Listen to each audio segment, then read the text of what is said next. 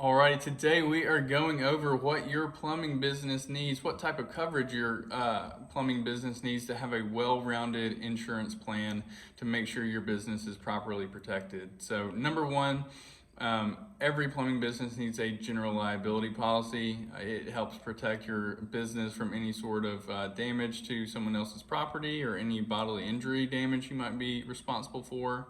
Number two, if you have employees, you definitely need to have workers' compensation.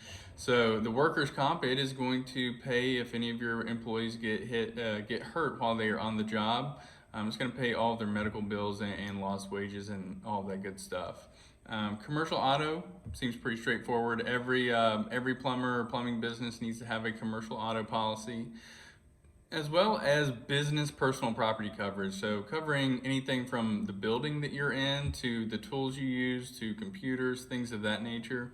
A couple of other things that are not so common or not so common for some of the policies and coverages that we review.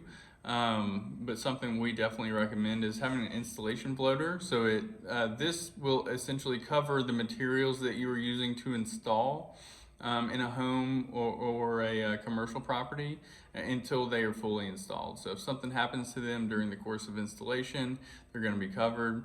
Number two, and probably the most important coverage that is often overlooked, is pollution liability. So if a pipe is installed incorrectly or whatever the case might be, and there ends up being a leak that causes fungus or mold, the pollution liability is what's going to kick in to pay for that.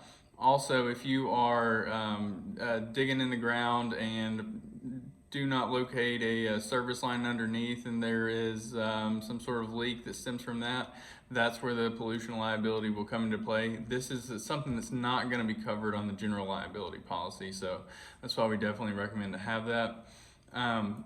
If you have employees, another coverage to consider is going to be employment practices liability. So any sort of lawsuits that are going to stem from improper hiring or firing purposes or ongoing